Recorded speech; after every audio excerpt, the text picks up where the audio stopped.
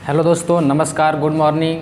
आप सभी को गणतंत्र दिवस की हार्दिक शुभकामनाएं। दोस्तों, हैप्पी रिपब्लिक डे।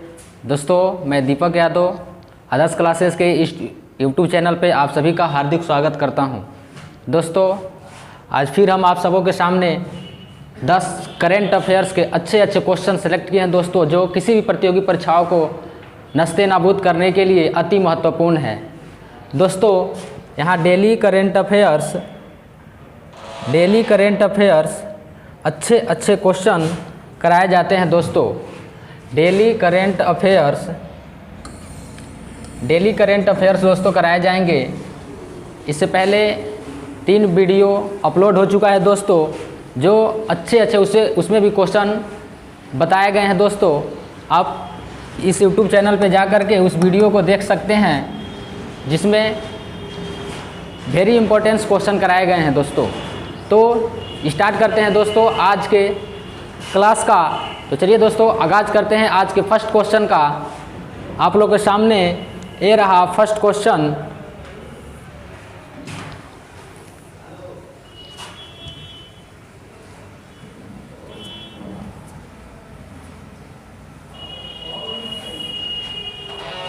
ये रहा फर्स्ट क्वेश्चन दोस्तों। पहला क्वेश्चन है, जनवरी 2022 में किसे पेट्रोलियम निर्यातक देशों के संगठन का नया महासचिव बनाया गया है? तो दोस्तों, बात करते हैं पेट्रोलियम निर्यातक देशों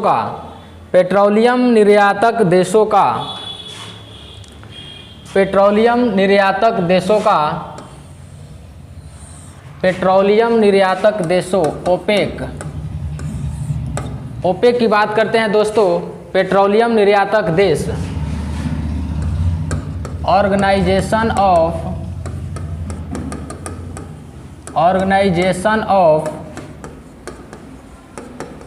पेट्रोलियम एक्सपोर्टिंग कारपोरेशन। दोस्तों, organisation of petroleum exporting corporation OPEC की स्थापना होता है 1960 ईस्वी में। 1960 ईस्वी में ओपेक की स्थापना होता है दोस्तों। ओपेक एक तेल निर्यातक देशों का एक आंतरिक संगठन है। तेल निर्यातक देशों का एक आंतरिक संगठन है ओपेक। इसकी स्थापना 1960 में होती है दोस्तों। इसकी स्थापना 1960 में इराक के बगदाद में होती है। इसकी स्थापना इराक की राजधानी कहाँ है दोस्तों? तो बगदाद। इराक की राजधानी बगदाद में इसकी स्थापना 1960 में इसकी स्थापना होती है दोस्तों। बात करते हैं इसका हेडक्वार्टर। तो इसका हेडक्वार्टर दोस्तों वियना में है। वियना की राजधानी कहाँ है? तो ऑस्ट्रिया में इसकी स्थापना होती है। वियना ऑस्ट्रिया में इसका मुख्यालय है दोस्तों। तो ओपेक का हेडक्वार्टर वियना ऑस्ट्रिया में है। ऑस्ट्रिया कहाँ है दोस्तों? अगर क्वेश्चन है कि ऑस्ट्रिया किस नदी के किनारे है, तो दोस्तों ऑस्ट्रिया डेन्यूब नदी के किनारे है। ऑस्ट्रिया डेन्यूब नदी के किनारे है। यह बात करते हैं दोस्तों इसमें सदस्य देशों की। इसमें सदस्य देश 14 थे।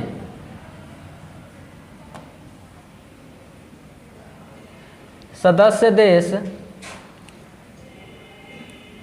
ऑर्गेनाइजेशन, इसमें सदस्य देश की बात करें दोस्तों तो 14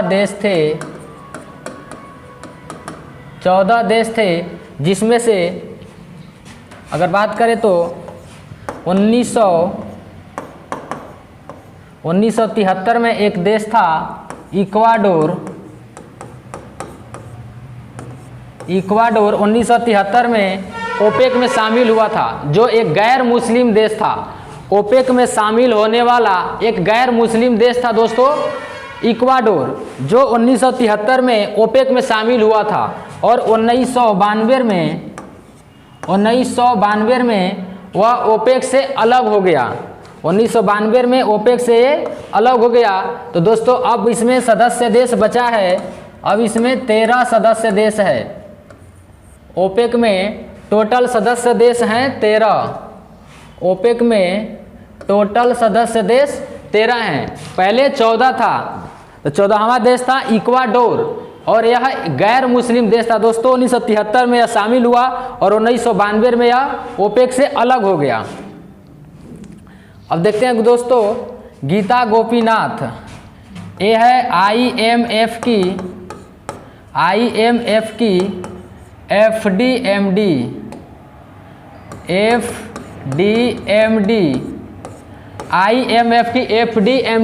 first deputy managing director FDMD है गीता गोपीनाथ ये फर्स्ट FDMD हैं IMF की, अंतर्राष्ट्रीय मुद्रा कोष की। देखते हैं हैथम अल्थिस, तो दोस्तों पेट्रोलियम निर्यातक देशों का नया महासचिव बनाया गया है हैथम अल्थिस को। हैथम अल्थिस बनाया गया, हैथम अलघीस को बनाया गया है ओपेक का नया महासचिव। और किसका स्थान लिए हैं दोस्तों? तो स्थान लिए हैं सानुसी बरकिंदो का। इससे पहले सानुसी बरकिंदो वहाँ का ओपेक का महासचिव था, इसी का स्थान पे नए बने हैं हैथम अलघीस। तो इस क्वेश्चन का आंसर होगा हैथम अलघीस। देख लेते हैं दोस्तों एंटोनियो गुटारेस यूएनओ की महासचिव, यूएनओ की संयुक्त राष्ट्र संघ की महासचिव, यूएनओ की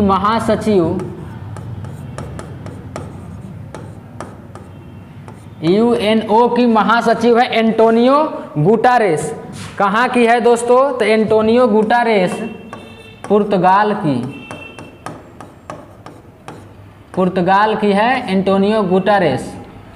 पुर्तगाल की राजधानी की बात करें दोस्तों तो पुर्तगाल की राजधानी है लिस्बन। पुर्तगाल की राजधानी लिस्बन। एंटोनियो गुटारेस यूएनओ की महासचिव जो पुर्तगाल की है।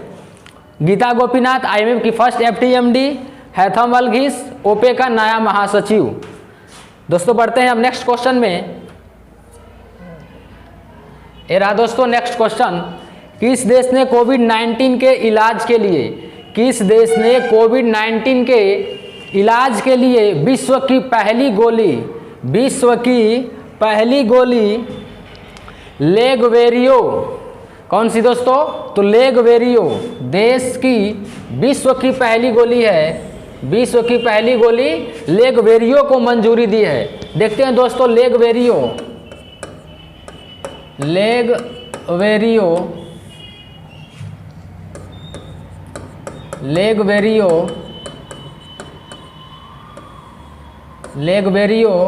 या इसी को बोलते हैं दोस्तों मोलनुपिरवीर।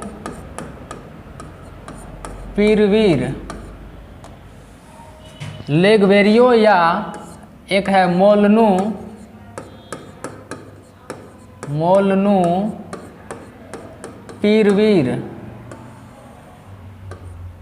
मोलनुपिरवीर या लेगवेरियो जो विश्व की पहली गोली है। किसके लिए दोस्तों? तो कोविड-19 के लिए। यह जारी किया है यह देश ब्रिटेन के द्वारा यह गोली बनाई गई है दोस्तों। कौन सा गोली? तो लेगवेरियो या मोलनुपिरवीर। इसमें कोई इंजेक्शन नहीं, इसमें दोस्तों एक गोली है। मोलनुपिरवीर एक गोली है जो कोविड-19 के इलाज के लिए इसे तैयार किया गया है, बनाया गया है। दोस्तों ये मोलनुपिरवीर का जो डोज है वह डिपेंड करता है एज पे। एज के अनुसार ये मोलनुपिरवीर की गोली किसी भी पर्सन को दी जाती है दोस्तों। तो ये रहा मोलनुपिरवीर या लेगवेरियो जो ब्रिटेन के द्वारा मंजूरी दी गई है। तो इसका आंसर होगा ब्रिटेन। साउथ अफ्रीका में दोस्तों जानते हैं डेल्टा क्रॉन ओमिक्रॉन का नया वेरिएंट B.1.529 जो डेल्टा क्रॉन कहाँ पे आया है, ओमिक्रॉन दोस्तों, sorry Omicron south Africa B.1.529 south Africa के कहाँ, तो साउथ अफ्रीका के बोत्सवाना में, साउथ अफ्रीका के बोत्सवाना में। फ्रांस में दोस्तों बात करें तो IHU इसका B.1.640.2 IHU वेरिएंट, कोरोना का जो वेरिएंट है IHU कहाँ, तो फ्रांस में दोस्तों, साइप्रस में पाया गया। डेल्टा क्रॉन ये पाया गया साइप्रस में। दोस्तों बात कर लेते हैं और B.1.617.2 इस वेरिएंट का नाम क्या है, तो दोस्तों B.1.617.2 एक है B.1.617.1 एक है दोस्तों B.1.617.2। दोस्तों 1 रहेगा तो कप्पा, 1 रहेगा तो कप्पा, 1 रहेगा तो दोस्तों कप्पा, 2 देखेंगे तो क्या हो जाएगा, डेला, 2 रहेगा तो डेला और 1 रहेगा तो कप्पा। तो दोस्तों B.1.617.1 1 रहेगा तो कप्पा, फिर B.1.617.2 2 रहेगा तो डेला, B.1.529 तो दोस्तों Omicron, B.1.640.2 IHU Deltacron Cyprus. और बस बहुत इंपॉर्टेंट क्वेश्चन है दोस्तों, VVI क्वेश्चन है, इंपॉर्टेंट क्वेश्चन है दोस्तों। अब बढ़ते हैं नेक्स्ट क्वेश्चन पे।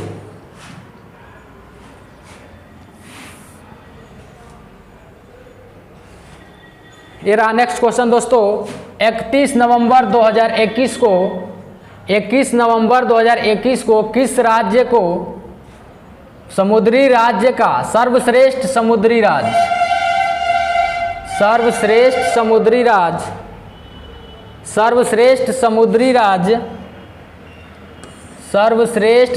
राज्य का पुरस्कार दिया गया है? सर्वश्रेष्ठ समुद्री राज्य का पुरस्कार किस राज्य को दिया गया है? तो दोस्तों सर्वश्रेष्ठ समुद्री राज्य का पुरस्कार दिया गया है आंध्र प्रदेश को।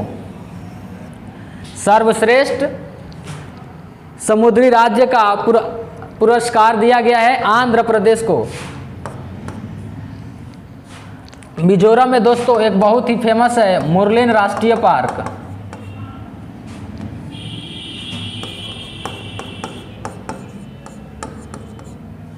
मुरलेन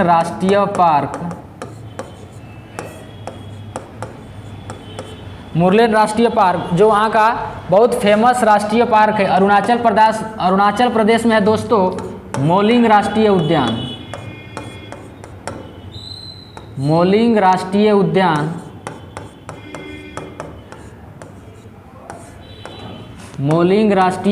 कहाँ है दोस्तों? तो मोलिंग राष्ट्रीय उद्यान है दोस्तों कहाँ?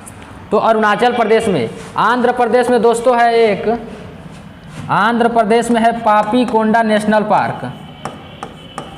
आंध्र प्रदेश में दोस्तों पापी कोंडा नेशनल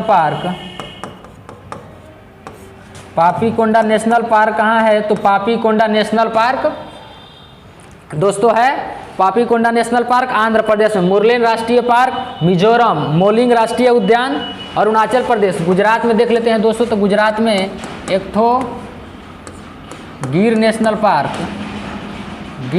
पार्क है जो एशियाई शेर के लिए प्रसिद्ध है। एशियाई शेर। एक है दोस्तों यहाँ पे कक्ष यहाँ पे है जंगली गधों के लिए कक्ष है। सबसे हो गया सर दोस्तों। तो समुद्री राज्य का पुरस्कार दिया गया है आंध्र प्रदेश को। अब बढ़ते हैं दोस्तों नेक्स्ट क्वेश्चन पे। ये रहा नेक्स्ट क्वेश्चन कि जनवरी 2022 में किस देश ने महात्मा गांधी के नाम पर एक मेट्रो स्टेशन का नाम रखने की घोषणा की है? किसके नाम पे दोस्तों? तो महात्मा गांधी के नाम पर महात्मा गांधी के नाम पर एक मेट्रो स्टेशन का नाम रखने की घोषणा की है। वह किस देश, वह देश कौन सा है? तो महात्मा गांधी के नाम पे वह देश है दोस्तों मॉरिशस।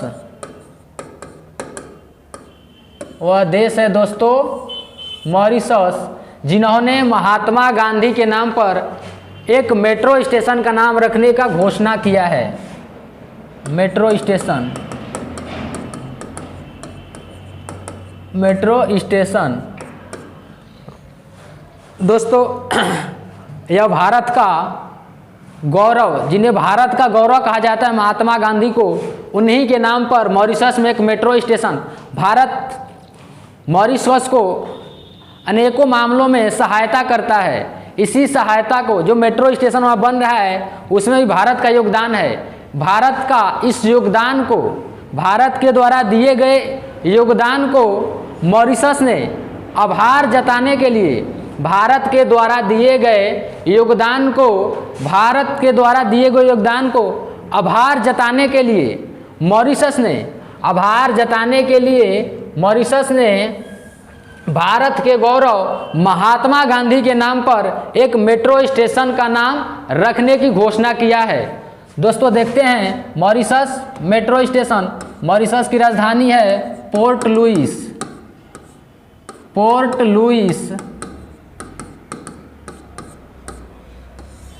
लुइस इसकी राजधानी है। आगे देखते हैं दोस्तों मॉरिशस। प्रविंद जगन्नाथ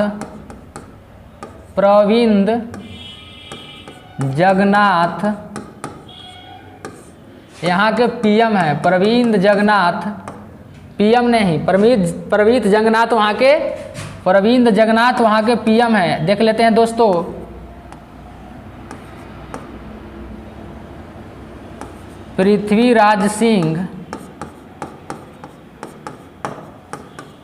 पृथ्वीराज सिंह वहाँ के राष्ट्रपति हैं।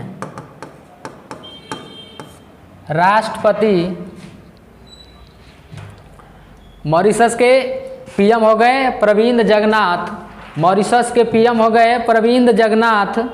और दोस्तों वहाँ के राष्ट्रपति हो गए पृथ्वीराज सिंह हो गए वहाँ के राष्ट्रपति। और पीएम हो गए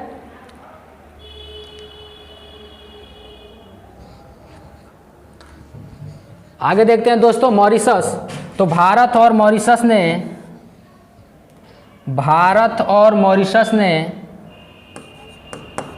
भारत प्लस मॉरिशस ने आवास सहायक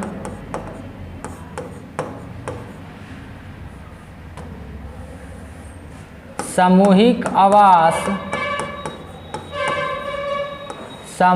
आवास इकाई परियोजना चालू किया है। इकाई परियोजना स्टार्ट किया है। दोस्तों तो Mauritius metro station Mahatma Gandhi के नाम पे, पोर्ट लुइस वहाँ की राजधानी, प्रविंद जगन्नाथ वहाँ के पीएम हो गए, पृथ्वीराज सिंह वहाँ के राष्ट्रपति। भारत और मॉरिशस ने मिलकर सामूहिक आवास इकाई परियोजना शुरू किया है। सामूहिक आवास इकाई परियोजना शुरू किया है। और देखते हैं दोस्तों अनिरुद्ध जगन्नाथ यह भी दोस्तों मॉरिशस के पीएम हैं। पीएम थे, मॉरिशस के पीएम थे अनिरुद्ध जगन्नाथ, जिनका हाल ही में निधन हो गया। हाल ही में इनका निधन हो गया। इन्हें 2020 में 2020 में पद्म विभूषण दिया गया था। पद्म विभूषण। अगर दोस्तों क्वेश्चन पूछे अनिरुद्ध जगन्नाथ कौन थे, तो अनिरुद्ध जगन्नाथ मॉरिशस के पूर्व पीएम थे, जिनका हाल ही में निधन हो गया। 2020 में इन्हें पद्म विभूषण पुरस्कार से पुरस्कृत किया गया था। हाल ही में वहाँ के प्रवीण जगन्नाथ अभी पीएम हैं। तो दोस्तों इस क्वेश्चन का आंसर होगा मॉरिशस। मॉरिशस ने महात्मा गांधी के नाम पर एक नए स्टेशन वहाँ पे बनाने की घोषणा किया है। चलते हैं दोस्तों अब नेक्स्ट क्वेश्चन पे।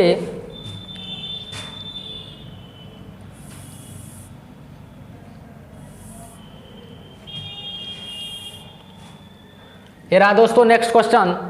जनवरी 2022 को भारतीय अंतरिक्ष अनुसंधान संगठन इसरो ने गगनयान मिशन के लिए क्रायोजेनिक इंजन का कहां से सफलतापूर्वक परीक्षण किया है? कौन सा मिशन है दोस्तों? तो गगनयान मिशन। मिशन कौन सा है? मिशन है दोस्तों Gaganyaan mission. Gaganyaan mission, Gaganyaan mission, Gaganyaan mission ये है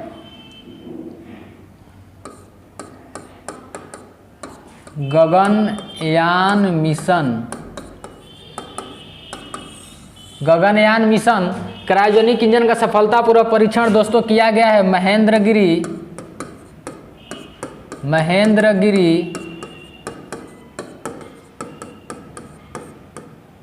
महेंद्रगिरी तमिलनाडु से। महेंद्रगिरी तमिलनाडु से गगनयान मिशन का सफलतापूर्वक परीक्षण किया गया है। दोस्तों यह मिशन गगनयान 2022 का महत्वपूर्ण मिशन है। गगनयान 2022 का सबसे महत्वपूर्ण मिशन है गगनयान, जिसे महेंद्रगिरी तमिलनाडु से सफलतापूर्वक परीक्षण किया गया है।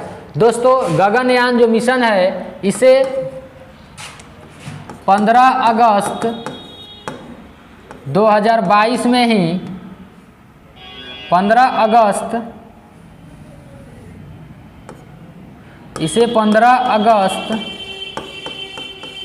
2022 में ही क्या करना था? इसे लॉन्चिंग करना था, लेकिन प्रक्षेपित करना था। लेकिन दोस्तों कोविड-19 के चलते इसे 2023 में छोड़ा जाएगा। 2023 में इसे छोड़ा जाएगा दोस्तों। किसको? तो गगनयान को। यह आज़ादी के 75वें वर्ष पे, आज़ादी के 75वीं वर्षगांठ पे इसे छोड़ा जाना था, लेकिन कोविड-19 के वजह से दोस्तों इसे 2023 में छोड़ा जाएगा। कब छोड़ा जाएगा दोस्तों? तो 2023 में। दोस्तों भारत, रूस, चाइना और अमेरिका, इसके बाद इंडिया। दोस्तों भारत, रूस, चाइना और अमेरिका के बाद चौथा ऐसा देश बन चुका है जो अंतरिक्ष में स्पेस फ्लाइट भेजेगा। स्पेस फ्लाइट भेजेगा। भारत ऐसा चौथा देश बनेगा दोस्तों। इससे पहले देश है रूस, चाइना और अमेरिका। भारत कौन सा देश बनेगा? तो चौथा, जो अंतरिक्ष में स्पेस फ्लाइट क्या करेगा दोस्तों? तो भेजेगा, स्पेस फ्लाइट भेजेगा। बात करते हैं दोस्तों भारत का पहला रॉकेट। दोस्तों भारत का पहला रॉकेट था दोस्तों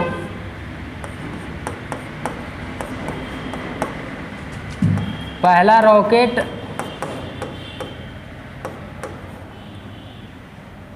भारत का पहला रॉकेट था दोस्तों नैके अपाची, जो अमेरिका से लिया था। इसे 1963 ईस्वी में छोड़ा गया था दोस्तों। नवंबर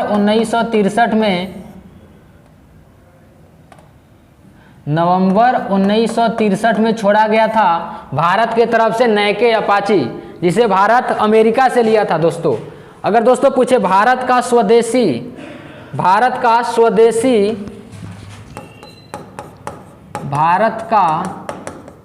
स्वदेशी पहला रॉकेट, भारत का स्वदेशी निर्मित पहला रॉकेट रोहिणी 75 था, रोहिणी 75 RH-75 था, जिसे नवंबर 1967 ईस्वी में छोड़ा गया था, जिसे नवंबर 1967 ईस्वी में छोड़ा गया था दोस्तों। तो भारत का पहला स्वदेश निर्मित रॉकेट था, भारत का पहला स्वदेश निर्मित रॉकेट था रोहिणी 75, जिसे नवंबर 1967 ईस्वी में छोड़ा गया था। अब भारत का पहला रॉकेट नैके अपाची अमेरिका से लिया गया था, इसे 1963 में छोड़ा गया था दोस्तों। तो दोस्तों इसका आंसर होगा महेंद्रगिरी तमिलनाडु, महेंद्रगिरी तमिलनाडु। अब बढ़ते हैं दोस्तों, इसरो को देख लेते हैं।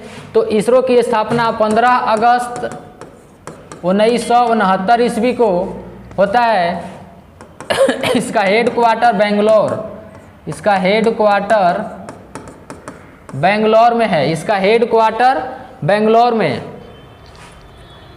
इसरो के वर्तमान अध्यक्ष एस सोमनाथ जो के सिवन का स्थान लिए हैं, एस सोमनाथ जो के सिवन का स्थान लिए हैं। इसरो की स्थापना दोस्तों किए थे विक्रम साराभाई, जिसे अंतरिक्ष विज्ञान का जनक कहा जाता है। अंतरिक्ष विज्ञान की जनक की बात करें तो विक्रम साराभाई को अंतरिक्ष विज्ञान का जनक कहा जाता है। अब बढ़ते हैं दोस्तों नेक्स्ट क्वेश्चन पे।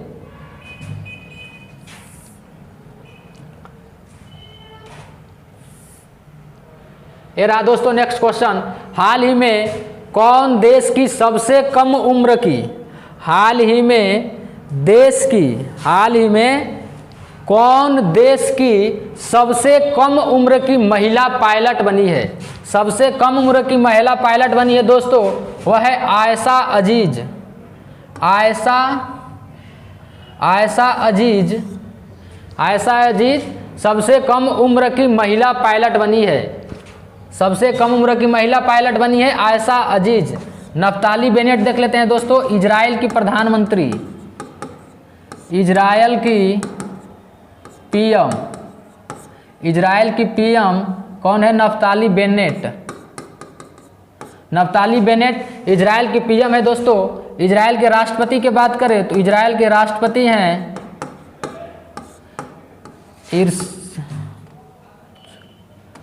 इजराइल के राष्ट्रपति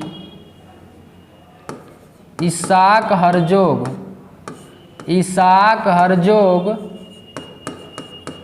इजराइल के राष्ट्रपति हैं। नफ्ताली बेनेट इजराइल की पीएम, राष्ट्रपति इसाक हरजोग। इसकी राजधानी की बात करें, इजराइल की राजधानी दोस्तों तो यरूशलेम। यहाँ का मुद्रा है न्यू शेकेल। मुद्रा की बात करें, मुद्रा है दोस्तों न्यू शेकेल इजराइल की मुद्रा है। हिमा कोहली, तो दोस्तों हिमा कोहली तेलंगाना की पहली महिला न्यायाधीश, तेलंगाना की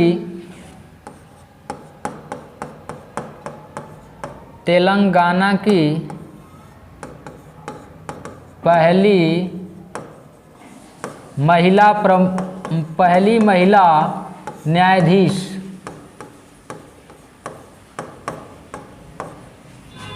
तेलंगाना की पहली महिला न्यायाधीश बनी है, वह है हिमा कोहली। और दोस्तों अनीता आनंद कनाडा की नई रक्षा मंत्री बनी है। कनाडा की नई रक्षा मंत्री बनी है अनीता आनंद, जो भारतीय मूल की है, भारत की है अनीता आनंद। कहाँ की रक्षा मंत्री बनी है दोस्तों? तो कनाडा की।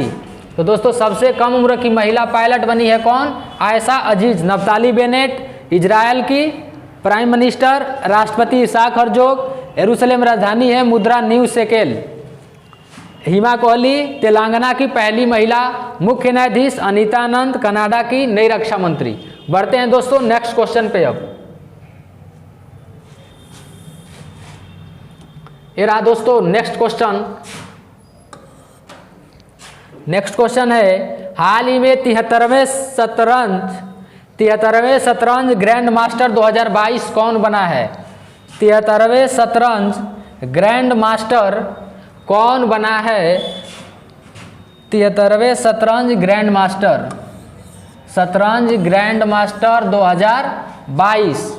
बहुत ही अच्छा क्वेश्चन है दोस्तों, इंपॉर्टेंस क्वेश्चन है, छपने वाला क्वेश्चन है दोस्तों कि 73वें शतरंज ग्रैंड मास्टर कौन बने हैं। तो दोस्तों 73वें शतरंज ग्रैंड मास्टर बने हैं भरत सुब्रमण्यम।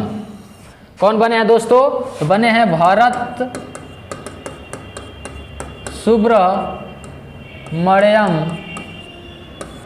सुब्रमण्यम, जो 73वें शतरंज ग्रैंड मास्टर 2022 में बने हैं। दोस्तों यह चेन्नई के हैं। कहाँ के हैं? ये हैं चेन्नई के और मात्र 14 वर्ष के। कितने वर्ष के हैं दोस्तों? तो 14 वर्ष के हैं भरत सुब्रमण्यम और चेन्नई के रहने वाले हैं। दोस्तों विजय लक्ष्मी की बात करें, विजय लक्ष्मी भारत की पहली महिला ग्रैंड मास्टर, भारत की पहली महिला ग्रैंड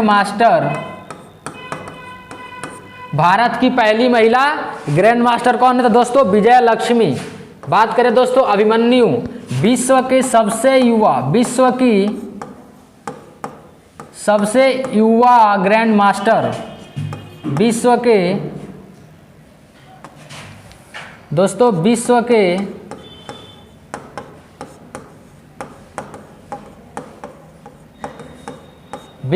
सबसे युवा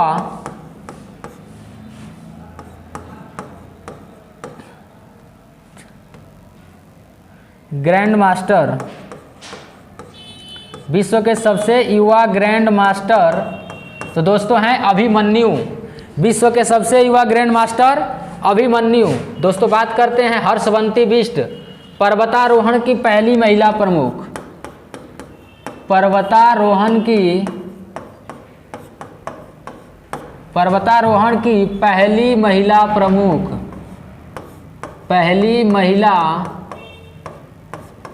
प्रमुख दोस्तों हर्षवंती बिष्ट कौन है? पर्वतारोहण की पहली महिला प्रमुख।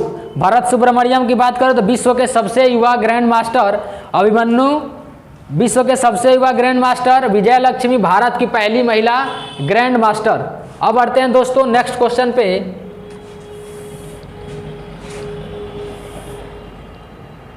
ये रहा दोस्तों नेक्स्ट क्वेश्चन, आयशा मलिक किस देश की पहली महिला सुप्रीम कोर्ट जज होगी? कौन है दोस्तों? तो आयशा मलिक किस देश की पहली महिला सुप्रीम कोर्ट जज होगी? आयशा मलिक। तो दोस्तों बात करते हैं आयशा मलिक की, तो आयशा मलिक पाकिस्तान की, कहाँ की? पाकिस्तान की पहली महिला सुप्रीम कोर्ट जज होगी। कौन है दोस्तों? तो आयशा मलिक।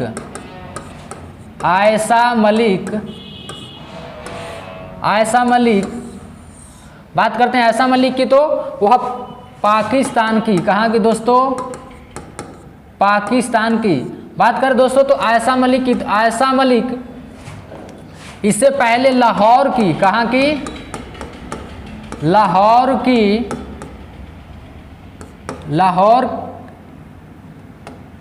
इससे पहले दोस्तों लाहौर हाई कोर्ट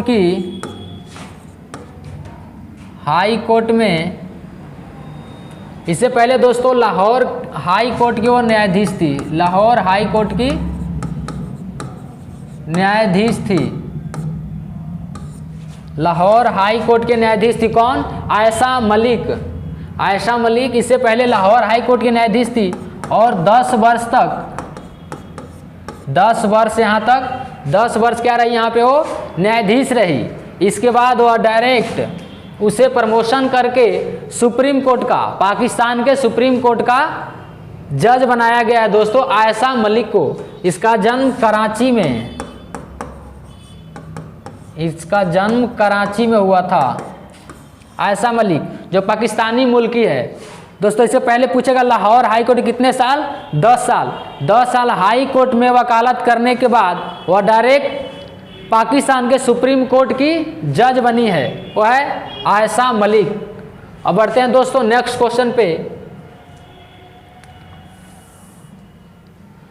ये रहा दोस्तों 10वां क्वेश्चन, आज का लास्ट क्वेश्चन। बहुत ही इंपॉर्टेंट क्वेश्चन है दोस्तों। क्वेश्चन है 75 करोड़ सूर्य नमस्कार की पहल के संदर्भ में सही है। 75 करोड़ सूर्य नमस्कार की पहल में के संदर्भ में कौन सा कथन इसमें सही है? दोस्तों ए में दिया है 3 जनवरी 2022 को 75 करोड़ सूर्य नमस्कार की पहल का उद्घाटन किया गया। कितने तारीख को दोस्तों?